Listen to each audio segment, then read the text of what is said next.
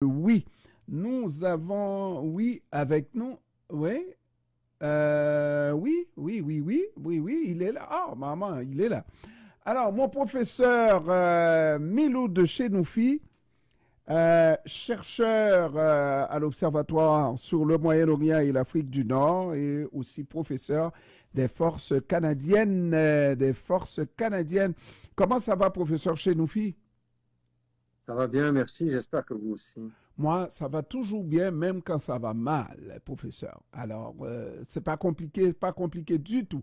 Mais quand je regarde des déclarations comme les déclarations de Donald Trump, du Premier ministre Netanyahou, on savait que ça viendrait, n'est-ce pas? Mais de Donald Trump, c'est pas qu'il soit meilleur là, mais il est quand même président des États-Unis. La proposition est inacceptable de déplacer ces gens-là, n'est-ce pas, pour nettoyer, en faire la Côte d'Azur au Moyen-Orient. Est-ce que c'est raisonnable ou est-ce que c'est les propos d'un homme qui est désaxé totalement? En fait, oui, bah, écoutez, on peut effectivement soupçonner des problèmes de santé mentale, mais puisqu'on n'a pas de diagnostic, il va falloir essayer une autre ligne d'analyse.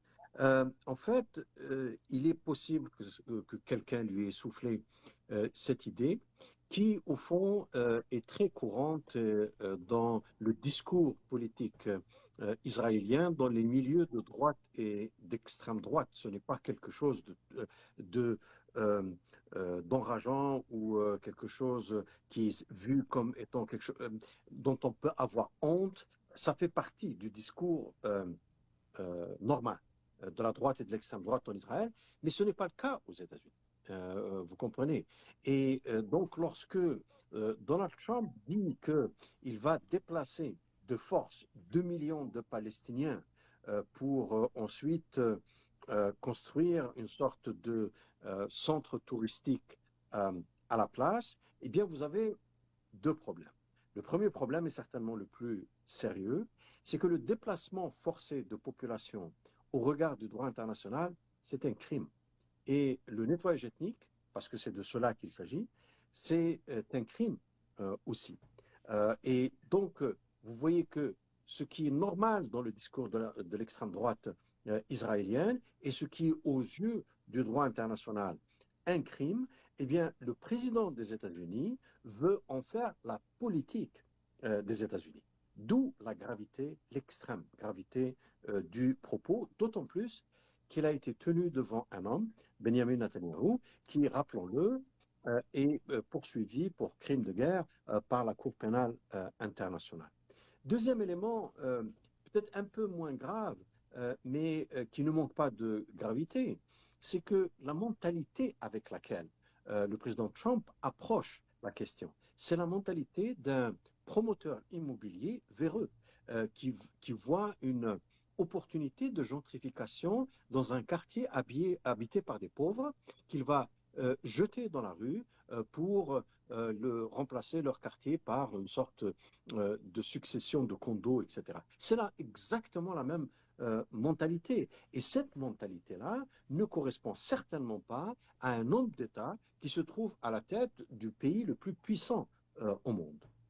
Mais professeur, quand on voit ça, je m'attendais à voir un tollé aux États-Unis d'abord et avant tout. C'est les États-Unis qui ont décidé que Donald Trump serait leur 47e président après avoir été le 45e.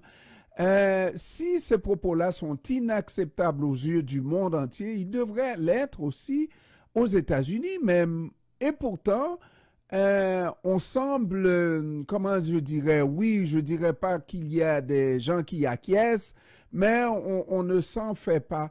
Est-ce que Donald Trump est contrôlé, contrairement à ce qu'on peut croire, que c'est lui qui mène tout? Est-ce qu'il est contrôlé à l'intérieur est-ce qu'il y a des gens qui ont le contrôle de Donald Trump?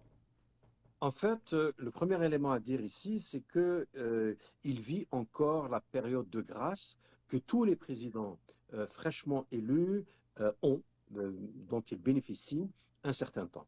Donc, pendant cette période de grâce, généralement, les partisans du nouveau président lui trouvent toujours des excuses et sont indulgents à son égard, et ses opposants, même s'ils parlent, ils ne sont pas audibles. Maintenant, lorsque, comme vous le savez, lorsque le conflit israélo-palestinien est évoqué aux États-Unis, ben, les démocrates n'ont même pas de feuilles de vigne pour cacher leur nudité. C'est-à-dire qu'ils sont très mal placés pour donner des leçons à Donald Trump ou aux républicains sur cette question-là, à partir du moment où, sans leur administration, le génocide n'aurait jamais eu lieu. Alors maintenant, dans l'administration américaine, pour répondre plus exactement à votre question, je lisais dans le New York Times ce matin que les gens ont été surpris par une telle annonce. Ce n'est pas quelque chose qui a été discuté à l'intérieur de l'administration. Même son ministre de la Défense, qui est connu pour être un fanatique extrémiste, lui-même a dit que, bon, il n'est pas encore question d'envoyer des soldats américains pour prendre possession de Gaza, etc. Je ne crois pas qu'il ait réellement le soutien. Maintenant, ce refus d'accepter cette option-là ne s'exprime pas à travers un rejet des méthodes de Trump ou un rejet du reste de son programme politique. C'est juste que, voilà, sur cette question-là, il est allé un peu trop loin dans l'extravagance et dans le délire. Mais dans son esprit à lui, il ne fait rien d'autre que, en fait, reprendre quelque chose qui est tout à fait normal, j'allais dire, aux yeux de ses partenaires en Israël. Vous savez, je lisais aussi aujourd'hui que durant l'été, il avait discuté avec Netanyahou, à l'époque où il était encore candidat, avec Netanyahou, de quel type d'hôtel ils allaient construire à Gaza, pour vous dire. Donc voilà, alors il y a un aspect où il est un peu détaché de la réalité, et c'est ce qui fait s'est produit un rejet de sa proposition à l'intérieur même de son camp. Alors, l'histoire, c'est que à la première présidence de Donald Trump, on nous présentait des gens, d'anciens militaires plus précisément, dans le gouvernement de Trump, qui étaient censés avoir le contrôle de Donald Trump. Il s'en est débarrassé par la suite, là. Mais maintenant, on dirait que en formant ce gouvernement, il s'est assuré d'avoir tout le monde qui mange dans ses mains et qui n'ose pas dire non à Donald Trump. Et oui, on peut s'attendre à ce que Donald Trump soit en faveur d'arranger les choses selon les besoins de Benjamin Netanyahou et de certains extrémistes de droite là-bas. Mais par contre, l'exprimer publiquement, ça dégrade un peu le prestige d'un président américain, quant à moi, n'est-ce pas? Et ça, c'est aux yeux du monde entier. Effectivement, effectivement. Et son gouvernement est formé euh, d'un certain nombre de personnalités qui doivent leur carrière politique à Donald Trump, que ce soit le ministre de la Défense, le ministre des Affaires étrangères, le ministre de la Santé, etc., etc. Mais voyez-vous, lorsque le ministre de la Défense a exprimé une certaine réticence par rapport à l'occupation de Gaza, c'est clair que cette position-là est venue à lui du Pentagone. C'est-à-dire que les gens qui détiennent certains postes clés encore dans l'administration, qui ne dépendent pas nécessairement des nominations présidentielles, continuent à avoir une position un peu modérée, même si sur la question israélo-palestinienne, la position américaine modérée est déjà une position extrême. Maintenant, l'atteinte au prestige des États-Unis, il est profond. Et je vais vous dire pourquoi. Vous savez, les États-Unis sont un pays impérialiste depuis des décennies maintenant.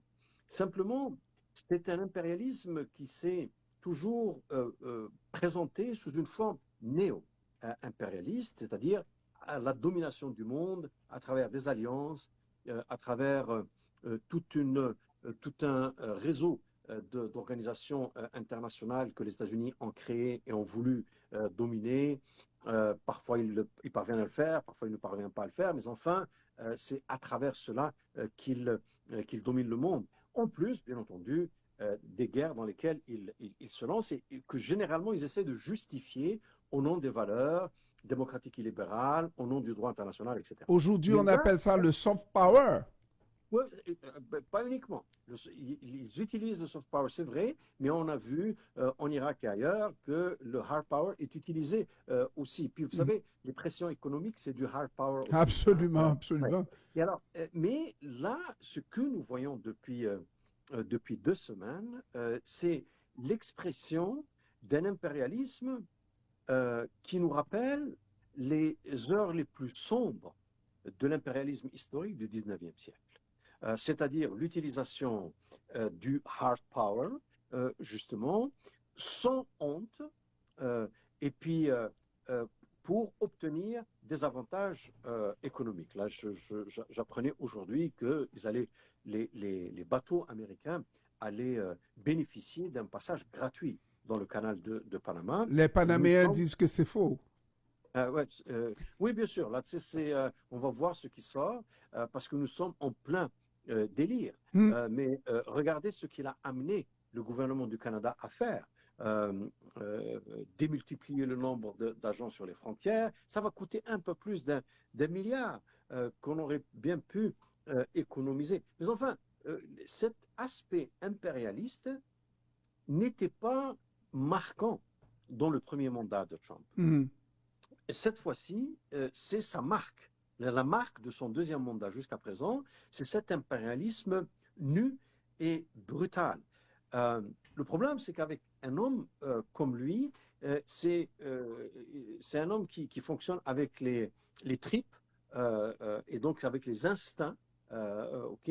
Et quelqu'un qui fonctionne avec les instincts ne prend pas le temps de réfléchir et ne se donne pas les moyens de réfléchir et de comprendre pourquoi le monde a évolué de cet impérialisme nu du 19e siècle à quelque chose, même si ce n'est pas l'égalité encore et la justice internationale absolue, hein, le calvaire des Palestiniens est là pour le démontrer, mais enfin, le monde a évolué. Et cette évolution-là, elle est complètement niée par Trump, qui clairement est un président révisionniste. Alors, professeur, il y a quand même quelque chose qui peut, même si on se dit, on ne pensait pas arriver à ça dans ce dossier-là, surtout après la mise en place de ce cessez-le-feu, il y a quand même un petit quelque chose de voir que le diable fait une œuvre qui souvent le trompe. Ben, c'est les pays de la région. Et on en a parlé longtemps, on a dit, mais comment se fait-il que ces pays-là ne se montrent pas plus entreprenants dans ce dossier palestinien, n'est-ce pas? Et là, on a compris que Donald Trump voudrait, lui, toujours consolider les accords d'Abraham.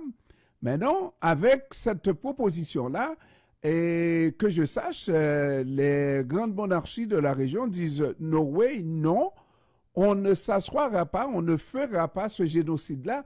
Et ça, là, c'est un nom très ferme et Trump ne voudra pas que Israël continue à rester esselé dans la région, hein, tout seul dans la région. Mais en fait, là, il y a deux choses différentes.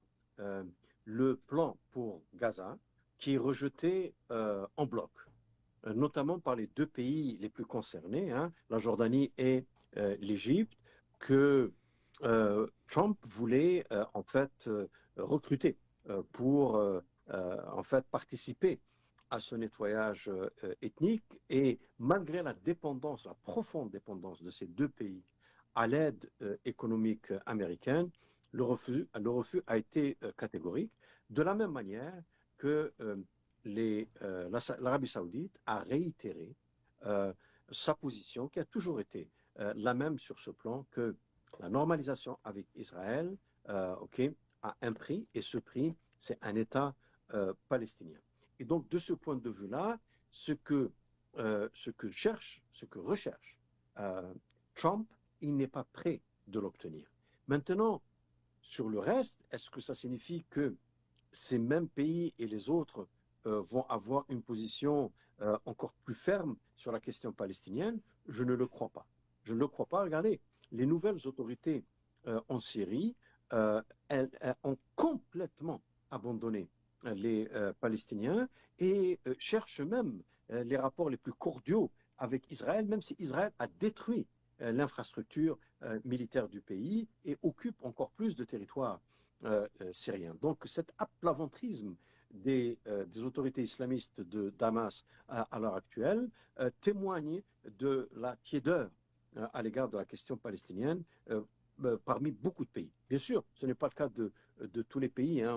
On sait que l'Algérie a consacré l'ensemble de son mandat de membre non permanent du Conseil de sécurité à défendre la cause palestinienne, mais avec l'Afrique du Sud, ce sont des pays qui sont isolés.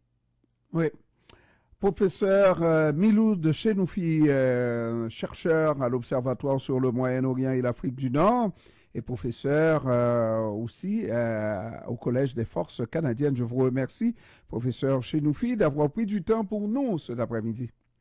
Merci, à bientôt. À bientôt, au revoir.